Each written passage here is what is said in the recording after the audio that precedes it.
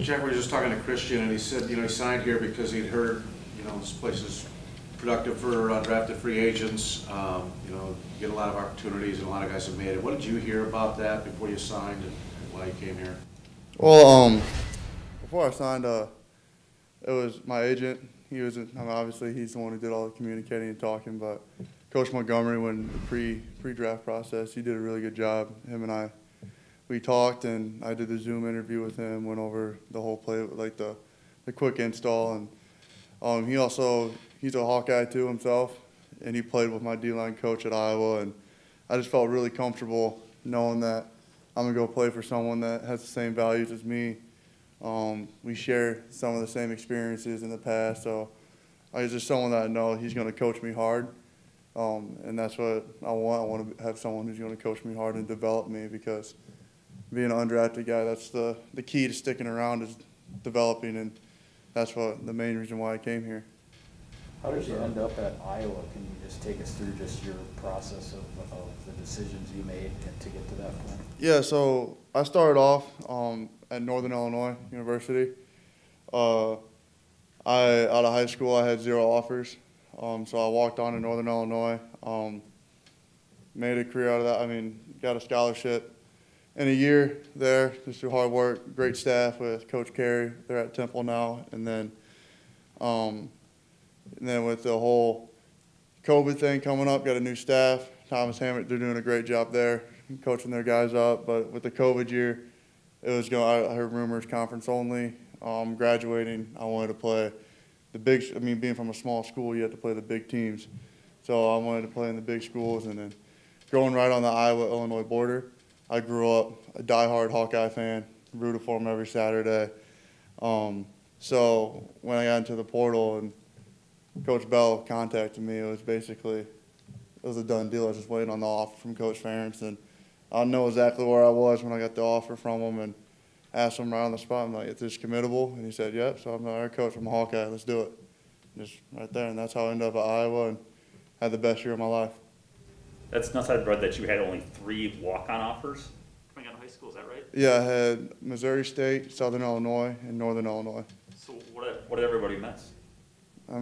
Small town kid from 1,900 people, so a lot of people don't really go watch football in that area, in my opinion. Some of the best football in the state of Illinois is in the Northwest area, a lot of good players, but I don't know if they missed anything.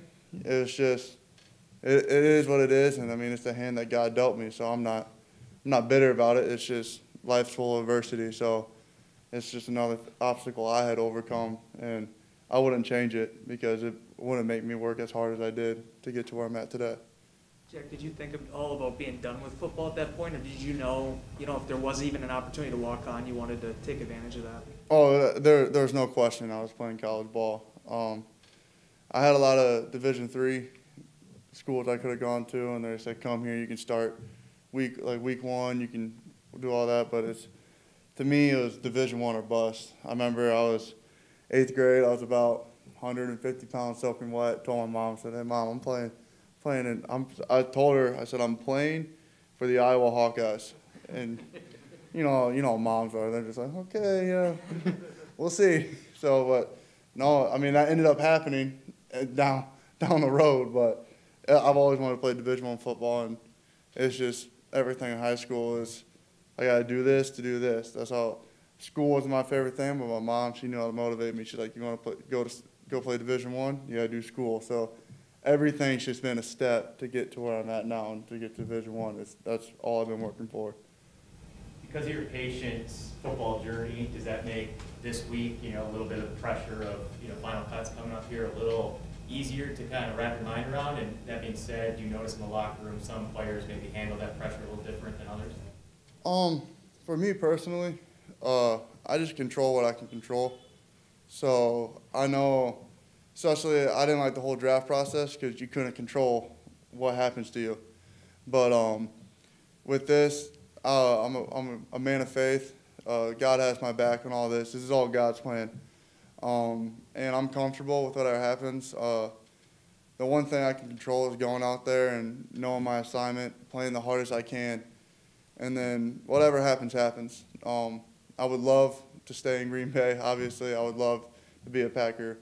I just want to help the team win. That's all I'm trying to do. I'm just going out there and doing what I can do, and I want to be able to be a tool to help this team get to where they want to go and build myself a role here. And then, I mean, that's the way I handle pressure. I just pray on it and just let it be, because at the end of the day, this is a big business, and a lot of people try to control stuff you can't control, and when you do that, you start thinking too much. And me, I just love the game of football. I love competing, and I mean, you get an opportunity every time you step on the field, every day. That's all I'm trying to do is just stack days, and every practice and every meeting, try to learn something new. That's all I'm trying to do. You talk about your path, 0 high school offers, and now you're trying to make an NFL team. I mean, have you had to like stop and pinch yourself at all in the past couple of weeks? Is just where you're at right now? And would you have ever imagined a couple of years ago that you'd be here? Actually, it sounds crazy too, the way that when talked about playing Division I, my freshman year in college, I sat there and I was like, I'm here to play in the NFL. That was my mindset all along. I had blinders on. I'm playing in the NFL. I'm gonna do whatever it takes. So, me, it's just kind of like, I don't like to sit and think, but like, I will say, kind of when we ran on the field last Saturday against the Jets, first time you didn't really like realize that you're just out there just running, and I kind of soaked it in last Saturday, and I went to Coach Gizzy and Tyler Lancaster, and I'm like, this never gets old, does it? And they said, no, it only gets better. So it was just kind of like, that was kind of like a moment. I was like, wow, I'm like, this is the NFL. But to me, it was like, at least earlier, it's like I just one foot in front of the other, just next step, just keep stacking. You had that, I think it was against the Texans, that chase down. I think they threw a screen and you kind of got the guy by the shoestrings. What do you run, like a 4.4 40 or something? Yeah, the clocks are slow at Iowa's pro day, so. No, yeah, I just turned and ran. That's all I can do is just hustle. Jack, how many snaps did you get Saturday afternoon? Is it more than what you saw, growing up watching preseason football, when maybe a guy gets 8 snaps and he's out? Yeah, I think I got around 30, and that's what I've been blessed with the opportunity here, especially. It's just talking to my parents. It's Coach Montgomery. He's been trusting me with those reps, and I've been just trying to do the most I can with them and just show what I can do with my brand of football. And I'm starting to get comfortable. I'm starting to learn the scheme more, and I'm just trying to be a sponge. And I'm constantly talking to the 4 older guys that have been here and just trying to, I'm probably annoy them. I keep asking questions and trying to figure out, like, what do you do here when you see this block? How do you react? Like, how do you, where your hands are here and your eyes and all that stuff. So I'm just trying to learn, because that's realistic. I'm not out here. I'm not the fastest guy. I'm not the most athletic, twitchiest guy. So my technique has to be on point, and that's all I'm trying to do is just make the most of every opportunity I have. Jack, I know it's all different parts of Illinois, but have you had a chance to kind of bond with Dean and Tyler a little bit, just all being from the same state? Yeah, actually, we sit down and talk. It's crazy how many like little connections us 3 have amongst each other. So Tyler's grandparents live in Prophetstown, my hometown. So I was like, it's kind of weird that I'm like, most people only go there to camp during the 4th of July, but I was like, that's awesome. And then like Dean's sister played club volleyball with my girlfriend.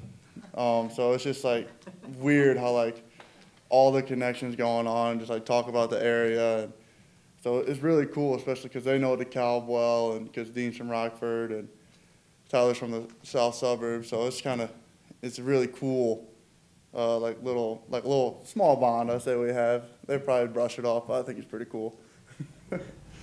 How do you think you've done these first 2 preseason games? I mean, how would you kind of evaluate yourself? There's a lot I can improve on. I feel I've improved from week 1 to week 2, but there's a lot I can improve on.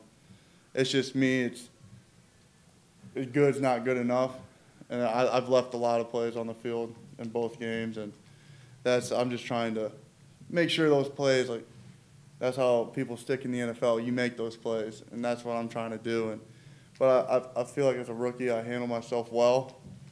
But what I did the last 2 weeks, I need to improve going into this third week, because that's just the standard in the room, and that's just the standard amongst the organization.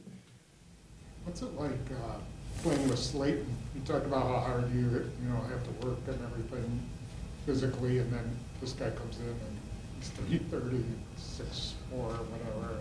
Oh, it's fun playing with him. It's crazy to see how he can just lift grown men. That's a big man. I'm not gonna lie to you, that's a big man. But no, it's fun playing with him. I like playing with TJ. He's a character.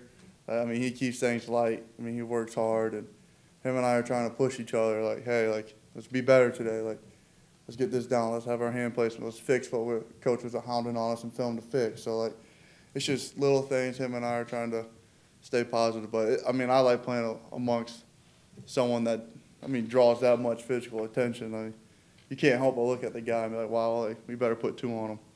One more. Do the coaches give you any direct indication of where you stand going into each week? Like, hey, you're this point, you're this close, or something like that? Or is it, pretty much you're all going to find out at the same time if you had done enough, or do you have any idea leading up to it type of deal? I really don't know.